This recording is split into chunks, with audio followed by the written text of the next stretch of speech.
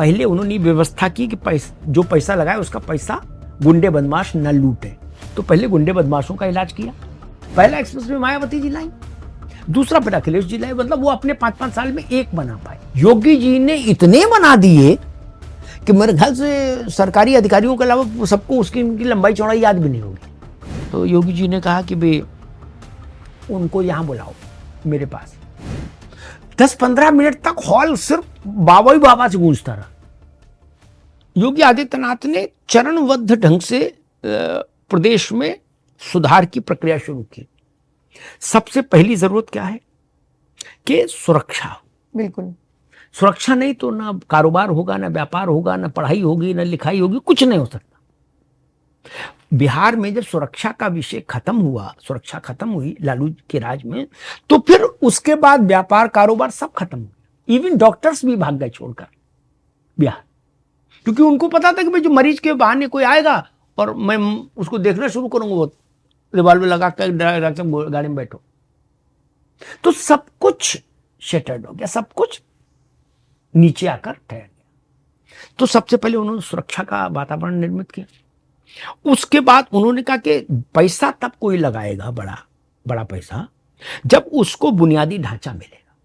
उत्तर प्रदेश में ठीक है, अस्त व्यस्त सड़कें, बदहाल व्यवस्थाएं से तो कोई पैसा नहीं लगाएगा। पहले उन्होंने व्यवस्था की कि जो पैसा लगाए उसका पैसा गुंडे बदमाश न लूटे। तो पहले गुंडे बदमाशों का इलाज किया, वहां वो मच्छर मारने वाला छिड़काव किया ताकि मच्छर मुक्त हो जाए व्यवस्था। उसके बाद बुनियादी ढांचा हो। बुनियादी ढांचा मतलब 4 लेन सड़कें। वरना उत्तर प्रदेश ने तो 4 लेन और 6 लेन और एक्सप्रेसवे कहाँ देखे थे। पहला एक्सप्रेसवे मायावती जी लाई, दूसरा फिर अखिलेश जी लाए। मतलब वो अपने 5-5 साल में एक बना पाए। उसी को आज भी गाते हैं, एक योगी जी ने इतने बना दिए कि मेरे ख्याल से सरकारी अधिकारियों के अलावा सबको उसकी उनकी लंबाई चौड़ाई याद भी नहीं होगी, इतने बना दिए। गंगा एक्सप्रेसवे हिंदुस्तान का सबसे बड़ा एक्सप्रेसवे बना दिया। कल मैं कह रहा था कि 2 चीजें और समझनी चाहिए।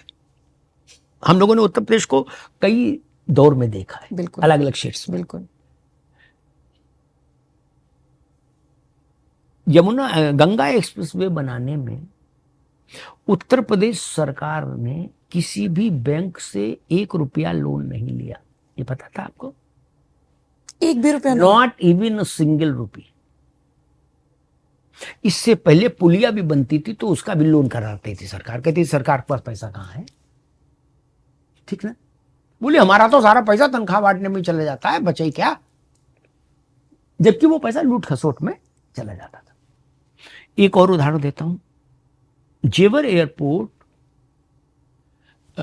बहुत बड़ा एयरपोर्ट है, भारत का सबसे बड़ा एयरपोर्ट है, साउथ एशिया का सबसे बड़ा एयरपोर्ट है। और एक और खूबी जानिए, उतना लैंड बैंक दुनिया के किसी एयरपोर्ट के पास नहीं है जितना जेवर के पास है। वो अभी 4 चरणों में विस्तार पाएगा। अभी तो 1 चरण, बिल्कुल, ऐसा जब वो 4 चरणों में कंप्लीट होकर आएगा तो वो दुनिया का सबसे बड़ा एयरपोर्ट होगा, जहां एविएशन सेक्टर से जुड़ी हर गतिविधि वही होगी, जहाजों की मरम्मत से लेकर मेंटेनेंस तक।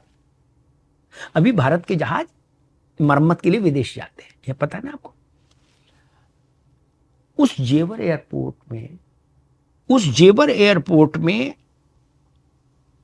एक अवसर आया कि केंद्र सरकार ने कहा कि हम आपको फाइनेंशियल वो करते हैं, सहायता देते हैं और हमारी हिस्सेदारी रहेगी। उत्तर प्रदेश ने कहा नहीं, केंद्र सरकार लाइसेंस दे, बाकी उत्तर प्रदेश कर लेगा। बिना केंद्र के वित्त पोषण के दक्षिण एशिया का सबसे बड़ा एयरपोर्ट उत्तर प्रदेश ने बनाया है। केंद्र सरकार विलिंग थी उसमें पार्टनरशिप के लिए। उत्तर प्रदेश ने विनम्रतापूर्वक कहा कि नहीं, केंद्र का सहयोग, केंद्र का लाइसेंस, केंद्र का आशीर्वाद बहुत है। बाकी अब 85 साल, सैकड़ों साल तक जब तक ये एयरपोर्ट चलेगा, इसका सारा राजस्व और सारा वो टैक्सेशन का लाभ उत्तर प्रदेश को मिलेगा कि नहीं मिलेगा? बिल्कुल। ये 2 चीजें बताती हैं कि काम कैसे हो रहा है। एक वो है वन डिस्ट्रिक्ट वन प्रोजेक्ट का एक विषय है। चीज छोटी थी लेकिन किसी के जहन में नहीं आई योगी से पहले। फर्रुखाबाद में हाथ से प्रिंटिंग होती है साड़ियों पर और लिहाफ पर और रजाई के लिहाफ पर और उस पर हैंड प्रिंटिंग। एक दौर रेशमी उस पर भी होती है। एक दौर में महारानी विक्टोरिया की ड्रेस में वहां से छपे कपड़े शामिल थे। वो खो गया था कहीं, योगी ने उसको जीवित किया, कहा इसको वन डिस्ट्रिक्ट वन प्रोडक्ट में डालो। संभल में ढोलक,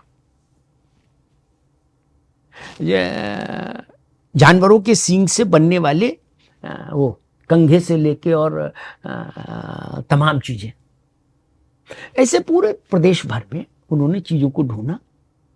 कुशीनगर में काला जीरा चावल, काला जीरा चावल के लिए कहा जाता है कि गौतम बुद्ध के समय से इसका इतिहास है, यानी 2600 साल पहले से। तो इन सब चीजों को सतह पर लाए वो योगी आदित्यनाथ। उनके काम करने की शैली पे एक चीज और बताता हूं आपको।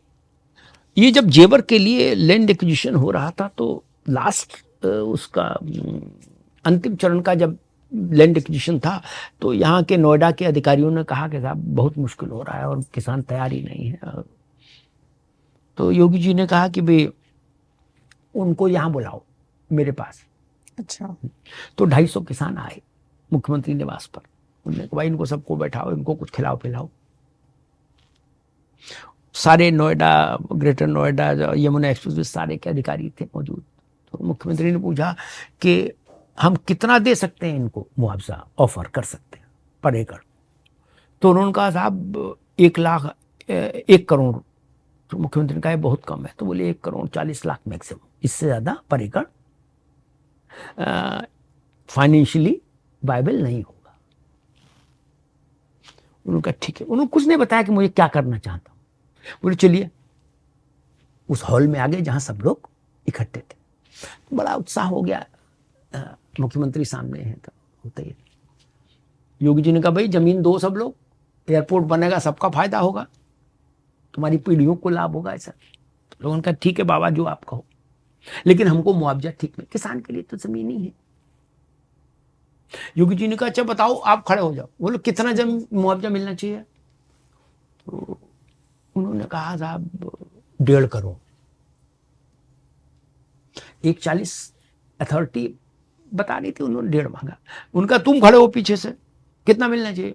तो उसने कहा कि थोड़ा बढ़ा दो, शायद ज्यादा ही मिल जाए। उसने कहा साहब 1 करोड़ 60 लाख मिलना चाहिए कम से कम। इनका ठीक बैठ जाओ।